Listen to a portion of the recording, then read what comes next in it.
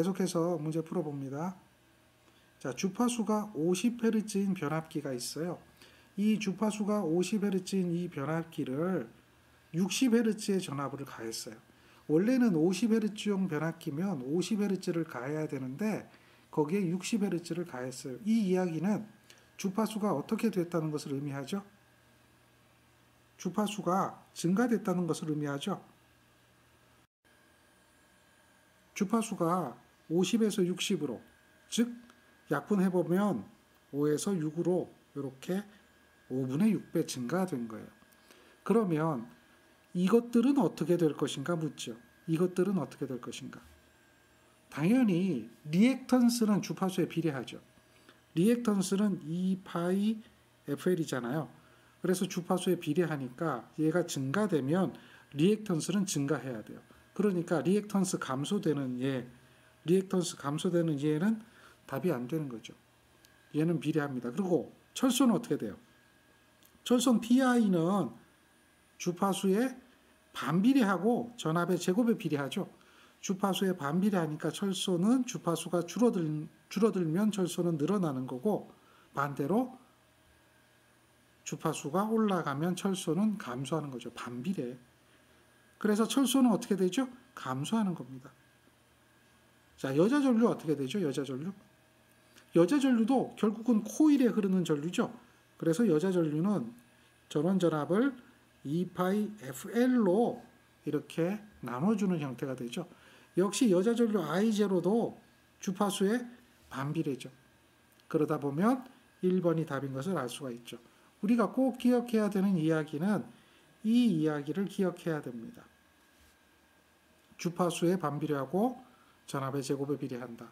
나머지는 상식선이죠. 이 부분은 상식선입니다. 실제 변압기에서 시험 문제 잘 나오는 부분이 바로 이 부분.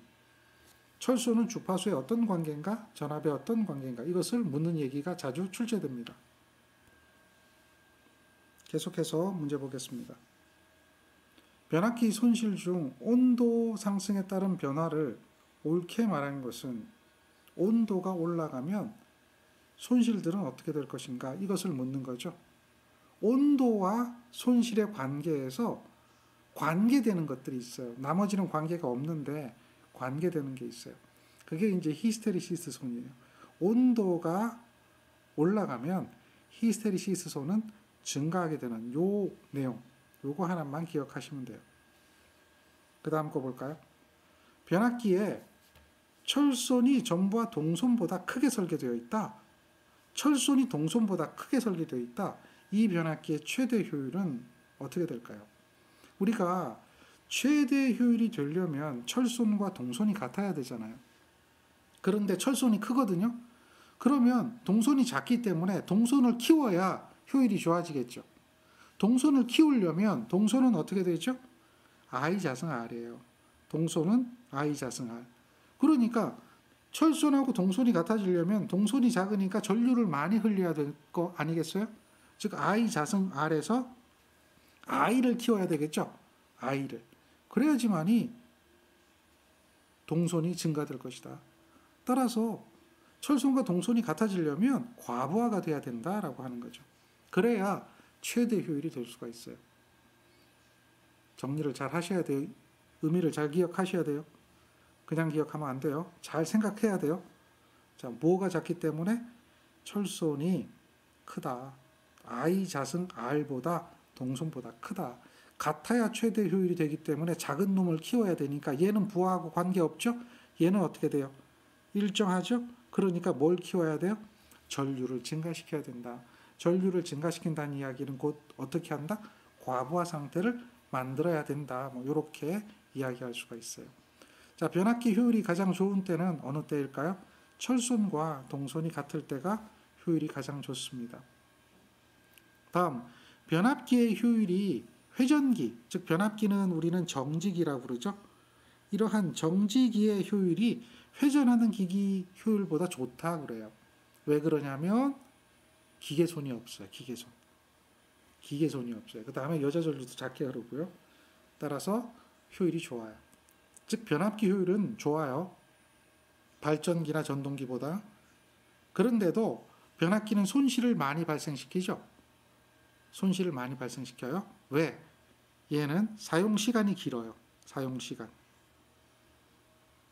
사용시간이 길기 때문에 무부하 손일에도 그게 많이 발생을 하는 거죠. 그래서 효율은 좋은 기기지만 손실이 많은 기기 중에 하나입니다.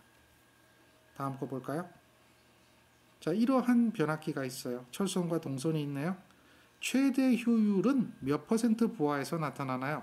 최대 효율이 나타나는 부하, PI는 부하율, 요거는 동선에 비례하죠. 이렇게 되는 거예요. 이러한 식에서 M의 값을 구하는 거죠. M의 값을 구하면 루트에다가 요 PI를 PC로 나눠줘야 되겠죠. 이렇게 변화되는 것 정도는 이해가 돼야 될 것 같고요. 그대로 대입을 하면 여기가 2.5, 1이죠. 이렇게 해서 루트 해주면 돼요. 계산해보면 얼마 나오죠? 0.63 나옵니다. 그래서 63% 퍼센트로 나타내는 거죠. 다음 주상변압기가 있어요. 이런 주상변압기에 요런 부하일 때 효율이 최대가 된다고 그래요. 요런 부하일 때. 즉 다시 말해서 M이 얼마죠?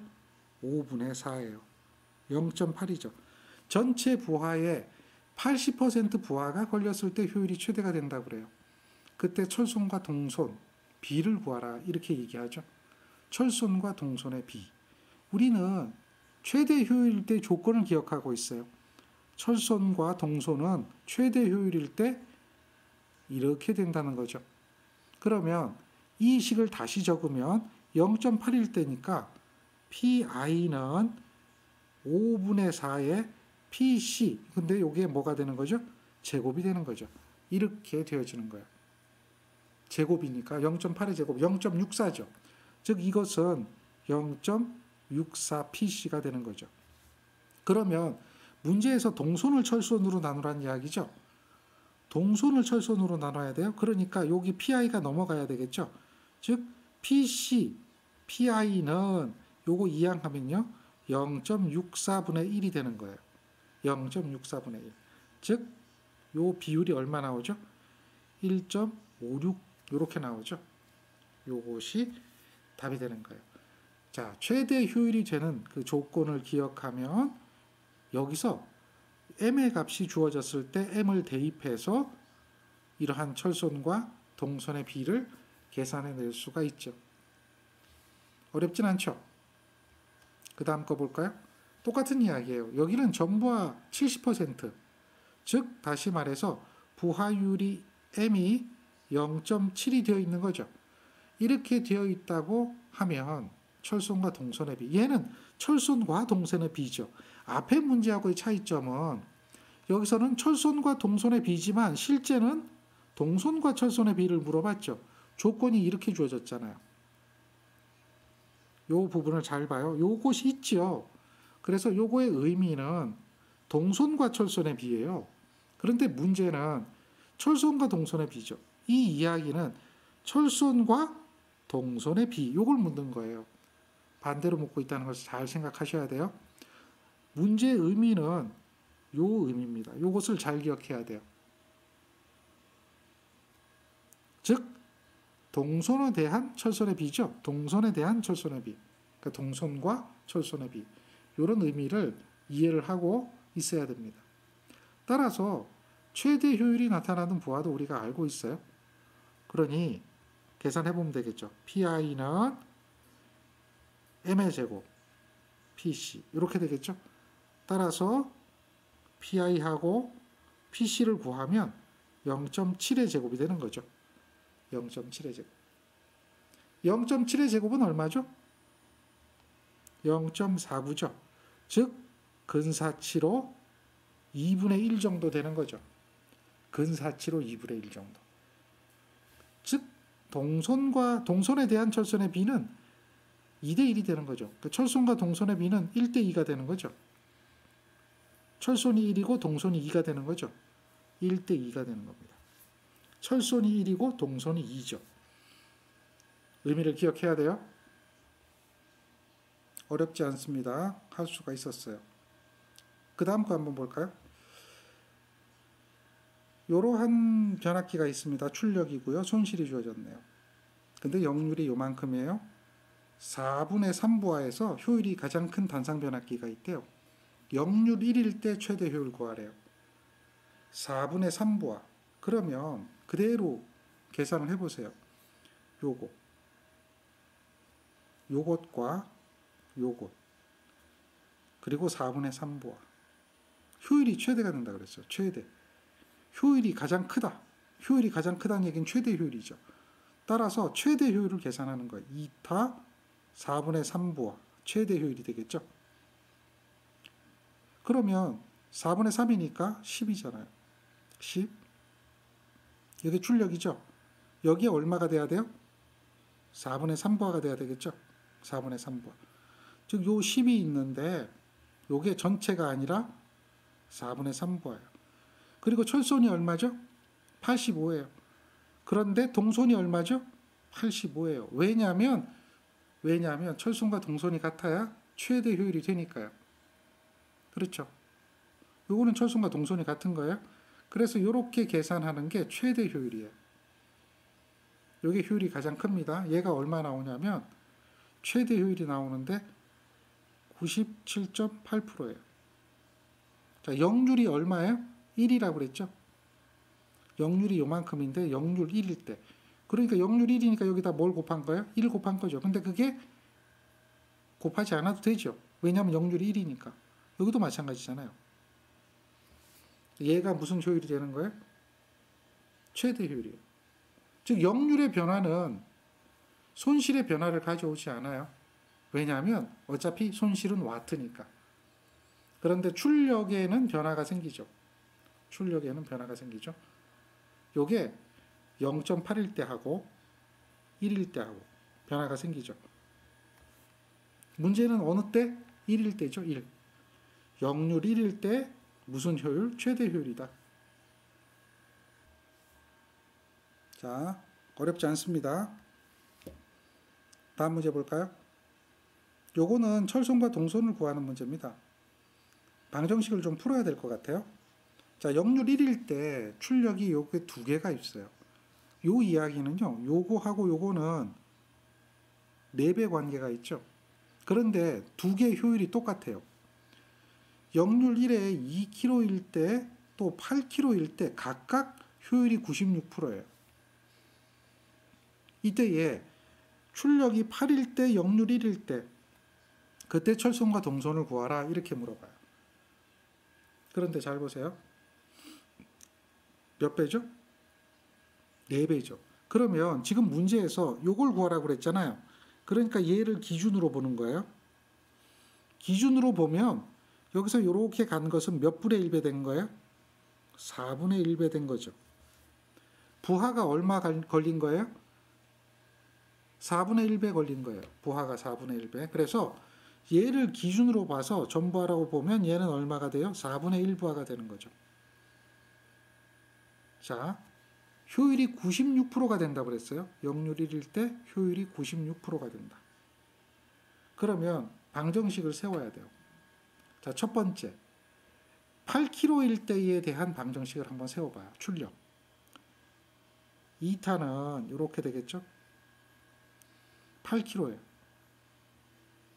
자, 그 와트잖아요. 역률 1이든 뭐 역률이 0.8이든 크게 관계없어요. 킬로와트니까요. 8,000이에요. 여기도 출력이죠. 8,000이에요. 그리고 철손과 동손이 얼마인지 몰라요?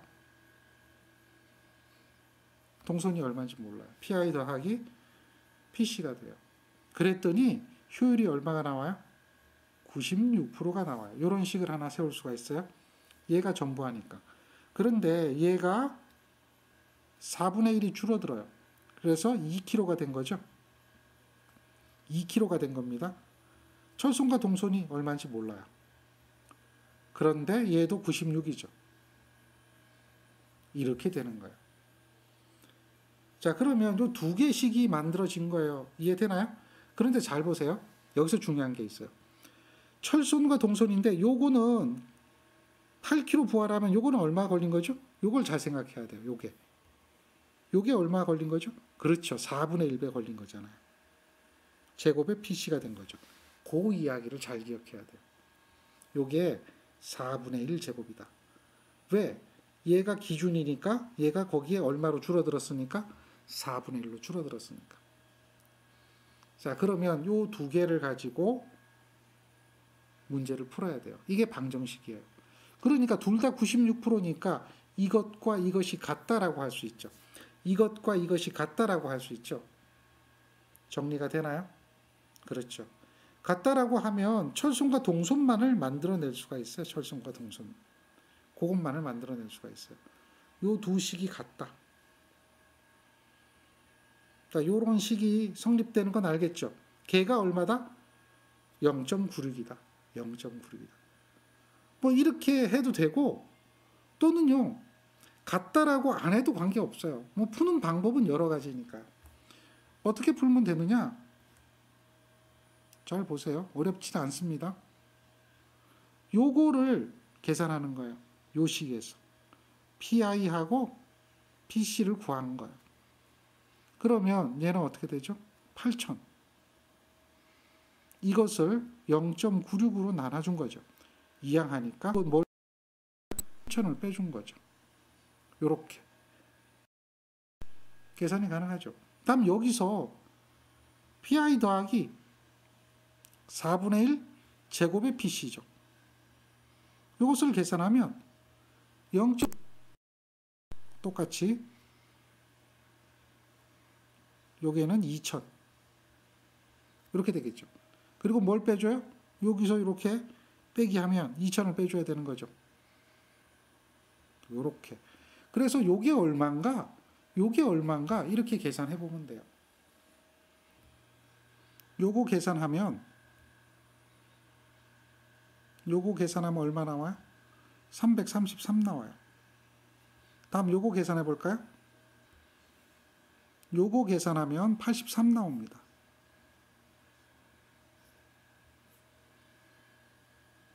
뭐 요런 정도 나오죠. 그래서 이 두 개를 가지고 연립방정식을 푸는 거예요. 어렵진 않아요.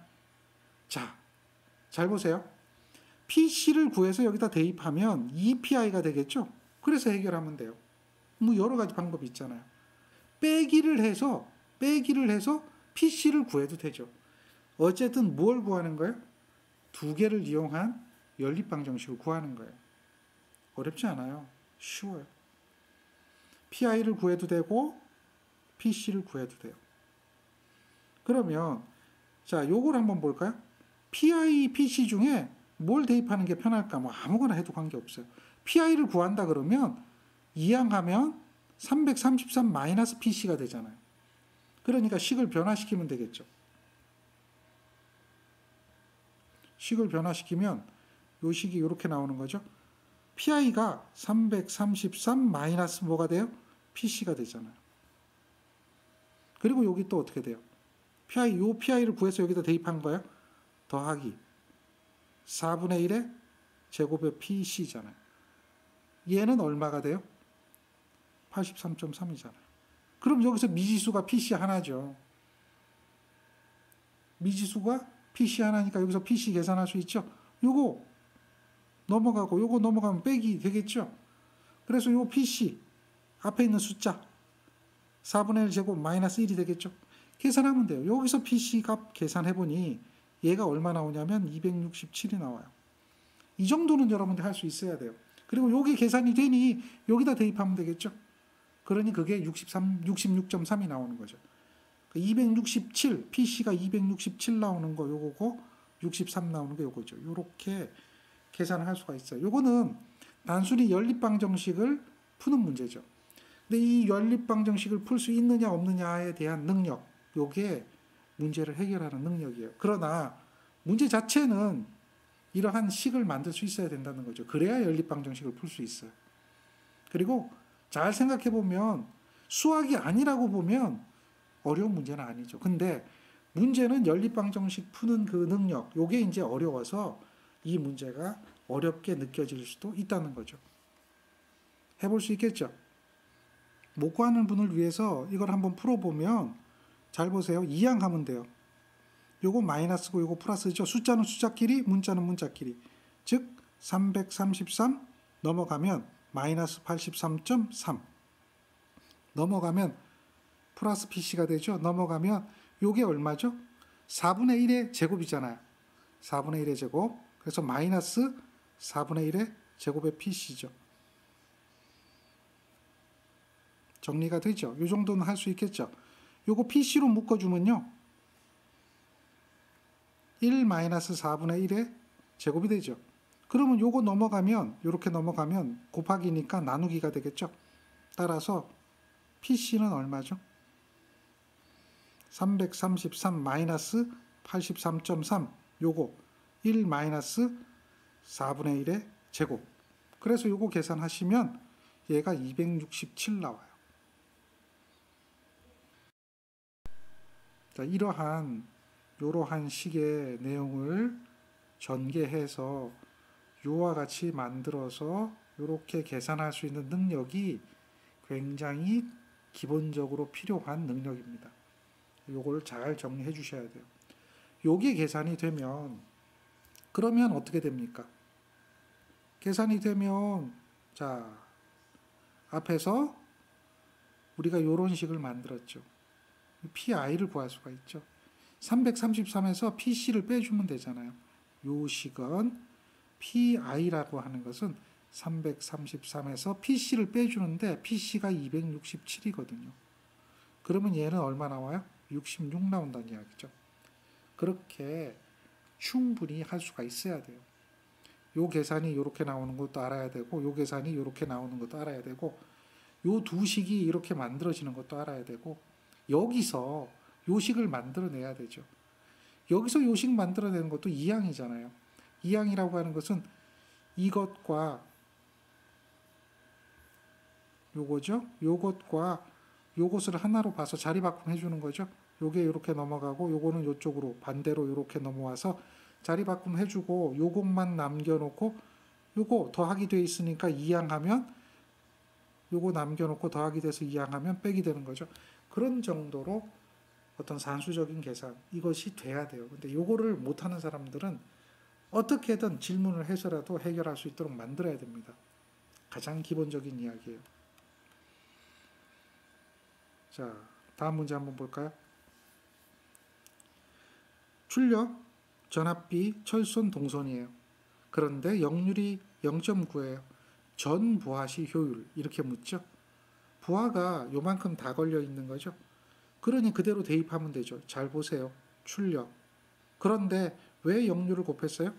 손실이 킬로와트니까 여기도 역률 0.9를 곱해서 뭐로 만들어줘야 돼요? kVA를 뭐로 만들어줘야 되죠? 킬로와트로 만들어줘야 돼요. 단위가 같아야 돼요. 출력도 킬로와트고 손실도 킬로와트가 돼야 되겠죠. 따라서 킬로와트, 킬로와트, 킬로와트, 킬로와트죠. 킬로와트, 킬로와트 이렇게 하면 효율이 계산이 됩니다. 이거는 어려운 게 아니죠. 굉장히 간단하고 심플한 문제입니다. 다음 문제 볼까요? 자, 이 문제 한번 보죠. OKV 단상 변압기가 있는데요. 무유도입니다. 여기서 무유도라고 하는 이 뜻 기억해야 돼요. 무유도라고 하는 것은 의미가 따로 있습니다. 이걸 기억하셔야 돼요. 이 이야기는 코사인 세타 1이라는 거죠. 무유도라는 얘기는 유도성이 아니다 이런 이야기고 저항부하를 이야기합니다. 지금 저항부하다, 무유도 부하다 이런 이야기예요. 동선과 철선이 주어졌어요. 자, 전부하의 2분의 1이 되는, 그래서 이 이야기는 2분의 1 부하. 그때 효율이 어떻게 될까? 이걸 묻는 거죠. 2분의 1 부하 시의 효율이 어떻게 될까? 2타 2분의 1이에요. 2타 2분의 1은 출력이 2분의 1로 줄어든 거잖아요. 출력이 5천이죠. 그 5천이 2분의 1로 줄어든 겁니다.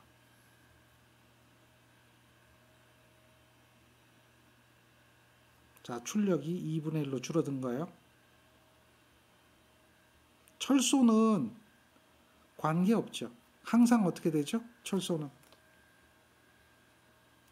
일정하죠.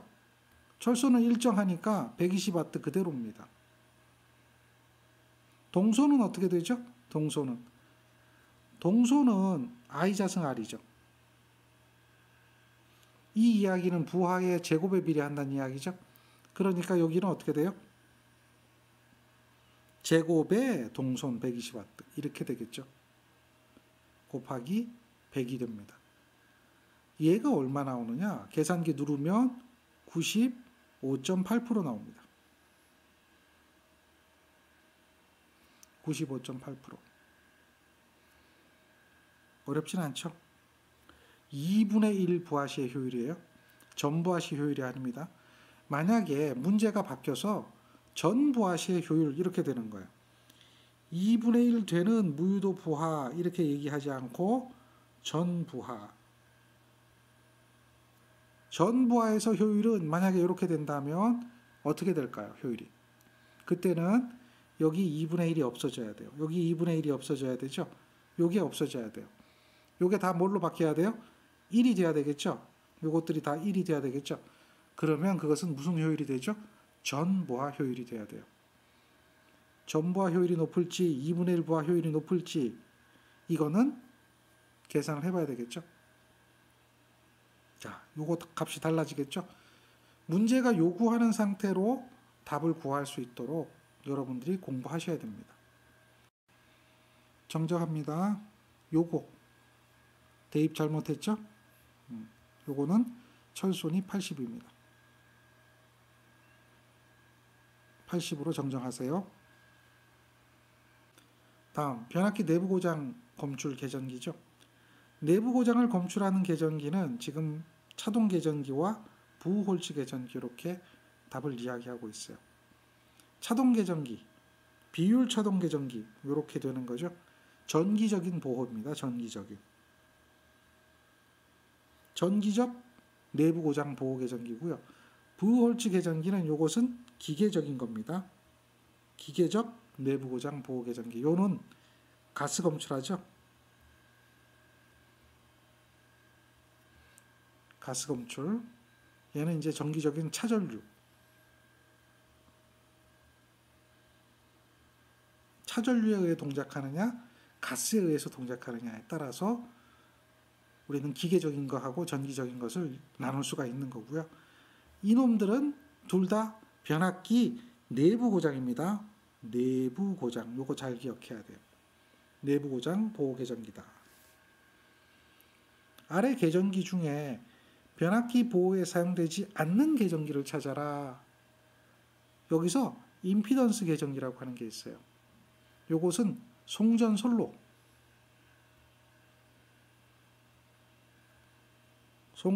보호용이고요. 맞죠? 기계적인 거.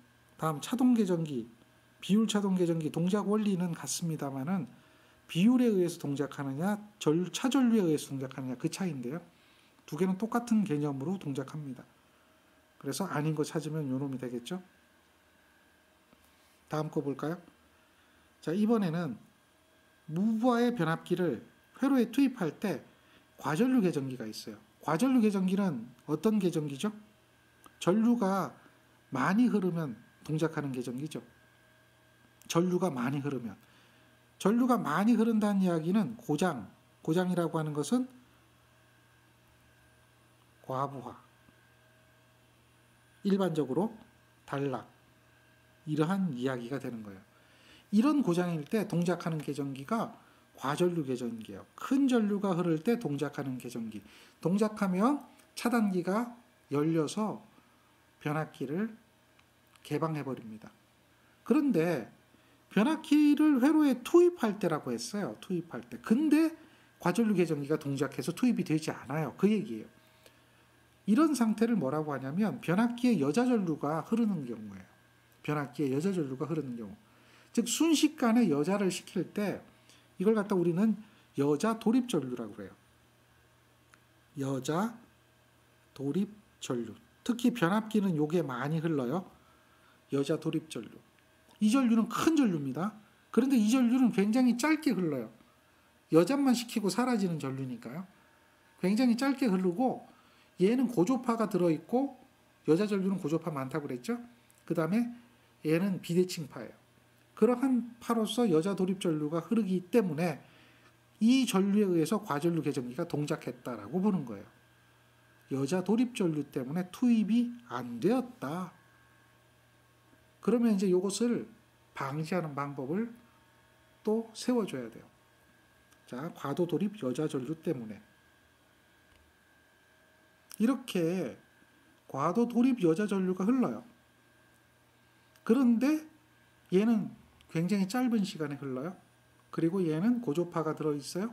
그러니까 이것 때문에 얘가 동작하지 않도록 해주는 거예요. 얘는 정상적인 전류예요. 여자 도립 전류라고 하는 것은 변압기를 여자시킬 때 반드시 흘러야 되는 전류예요. 그래서 차단기가 떨어지면 안 되는 거예요. 그러니까 이것을 투입되지 않았을 때 이것을 대책을 세워줘야 되는 거예요. 대책을 세우는데 어떤 것이 있냐면 감도 저하법. 감도를 떨어뜨린다. 즉 다시 말해서 과전류 개전기의 감도를 떨어뜨리는데 여자 전류가 그러니까 전원에서 과전류 개전기가 동작하도록 전원이 땅 하고 들어가는 순간에 여자 전류가 흐르는 시간만큼은 얘가 동작하지 않도록 타이머 같은 걸 쓰는 거죠. 한시 개전기 같은 걸 써서 감도를 떨어뜨리는 방법. 다음에 얘는 고조파가 많이 있죠. 그랬을 때 고조파 억제법. 이런 것들을 쓰는 거예요. 그 다음 얘는 비대칭파니까 비대칭파 저지법. 이러한 방법들로 해서 여자 도립 전류에 의해서 과전류 개전기가 오동작하는 것을 방지해 주는 거예요. 이것은 뭐라고요?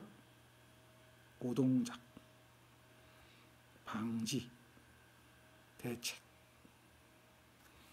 지금 얘는 오동작을 했다는 거죠. 그러한 방법들이 있다. 잘 기억하세요. 요거는 실기시험에 나옵니다. 그 다음 자, 온도 측정 장치네요. 이때의 변압기의 권선의 온도, 이것을 측정할 수 있는 건 뭘까요? 변압기 권선에다가 직접 온도를 측정한다는 것은 좀 어렵잖아요. 탱크 안에 들어있기도 하고 직접 측정할 수가 없기 때문에 어떻게 하죠? 그렇죠. 열동 계전기 같은 걸 활용하는 거죠. 흐르는 전류에 의해 가지고 온도 측정을 하는 거예요. 이런 방법들이 있고요. 그 다음 변압기의 온도 시험 두 가지가 있다고 그랬죠. 온도 시험법은 실제 부하를 거는 실부하법이라고 하는 게 있죠. 그 다음에 반환부하법이라고 하는 게 있죠. 반환부하법은 손실만 가지고 온도 상승을 측정하는 방법이죠. 어느 것이 더 효과적이다? 반환부하법이 더 효과적이다. 이렇게 기억하고 있죠.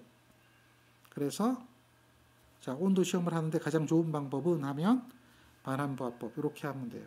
실부하법은 실제 부하를 거는 방법, 반환부하법은 손실만을 가지고 온도 상승을 측정할 수 있는 방법, 이렇게 이해하시면 되겠습니다. 자, 개방회로 시험이네요. 이런 것을 갖다 우리는 뭐라고 하죠? 무부하 시험이라고 하죠. 무부하 시험입니다. 이 무부하 시험은 무엇을 구하는 거라 그랬어요? 여자 전류. 그 다음에 철손을 구하는 거죠. 여자 전류와 철손을 구하는 겁니다. 따라서 동소는 구할 수가 없어요. 구할 수 없는 것 그랬죠? 동소는 무슨 시험으로 구하죠? 단락시험이라고 그러죠.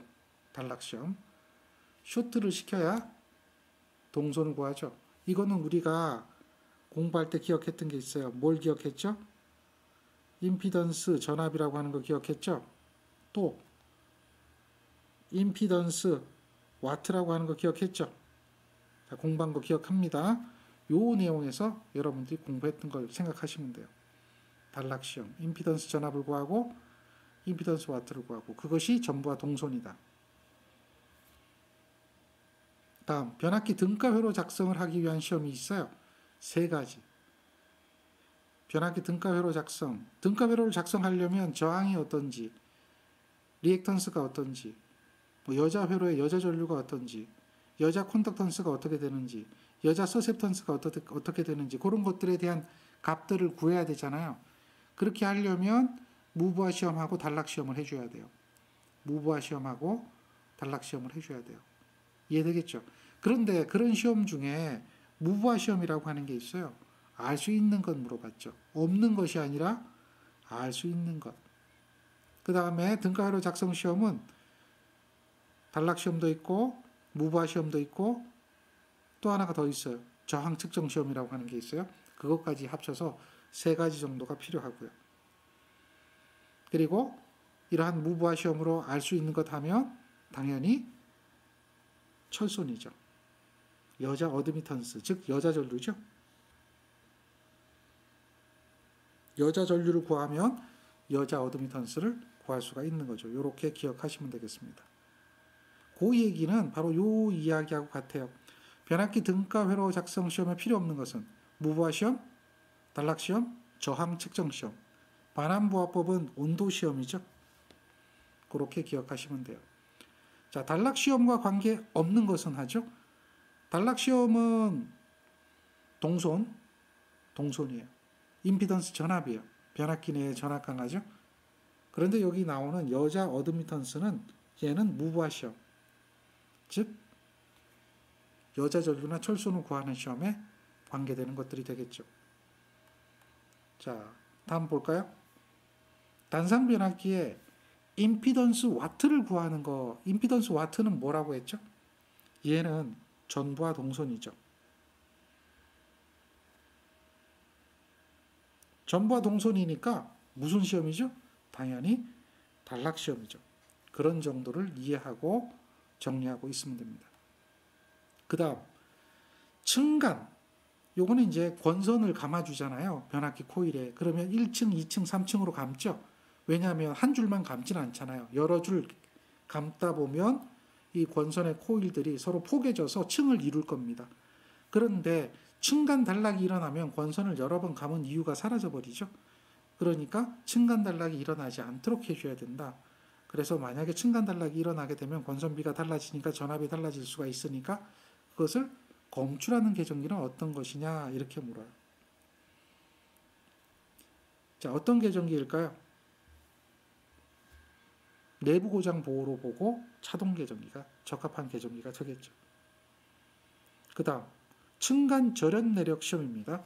절연 내력이에요. 절연 내력.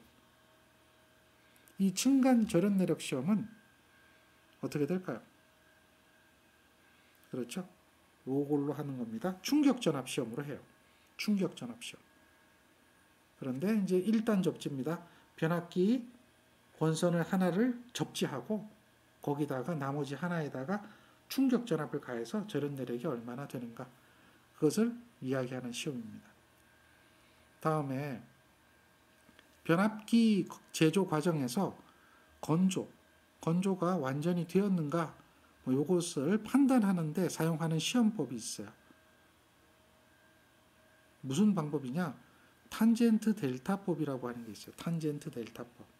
이걸 갖다가 다른 말로 유전정접이라고 그래요. 탄젠트 델타를 측정하는 방법을 유전정접 이렇게 부릅니다. 즉, 이 델타 각을 구하는 건데요. 우리가 변압기 등가 회로를 그릴 때에 철손 전류가 있고 여자 전류가 있고 자화 전류가 있잖아요. 그 이야기를 하는 거예요. 그 이야기를. 따라서 지금 보면은 저항에 흐르는 전류. 그렇죠? 다음에 콘덴서에 흐르는 전류. 콘덴서에 흐르는 전류. 유전체손이니까요. 유전정접이라고 하는 것은 얘는 유전체손을 이용하는 겁니다. 유전체. 유전체는 콘덴서잖아요. 요거는 콘덴서입니다. 그러니까 이 유전체의 변압기 자체 유전체를 보는 거예요. 유전체에 의한 절연물이잖아요. 절연물 자체가 유전체니까요. 그 유전체에 의한 앞선 전류가 흘러요. 그 앞선 전류. 그래서 그것과 이것에 대한 델타각, 요 델타각을 갖다가 우리는 유전 정접이라고 그래요. 그래서 그 앞선 전류 비율이 어느 정도 있느냐, 충전 전류가 어떻게 해서 손실을 발생시키느냐, 뭐 이런 정도를 따져서 측정하는 방법이다. 이런 정도로 기억하시면 돼요. 유전 정접, 탄젠트 델타를 측정하는 방법. 그래서 그걸 우리는 건조가 잘 되었을 때에 판단하는 방법이다. 그런 정도로만 기억하시면 되겠습니다. 자, 변압기 권선을 건조하는데 맞지 않는 방법은, 건조하는 방법은 열로 말린다든지 진공 상태로 한다든지 이런 것들이 되겠죠. 이 반환부화법은 온도 상승법입니다. 요것만 제대로 알면 되겠죠. 자, 여기 보면 공장에서 행하는 방법으로서 변압기를 탱크 속에 넣어서 밀폐를 합니다. 그리고 탱크 속에 파이프를 통하여 고온의 증기를 파이프로 집어넣는 거죠. 그러면 열이 나겠죠. 그래서 건조하는 거예요. 가열해서 건조하는 겁니다. 이것을 뭐라고 하나요? 탱크 속에 넣어서 밀폐를 했죠. 그래서 이것을 진공법이라고 하는 겁니다. 이런 방법이 여러 가지가 있는데 이걸 다 할 필요는 없어요. 이런 정도, 문제 과거에 나왔던 정도만 정리해 놓으시면 되겠습니다. 정리하시기 바랍니다.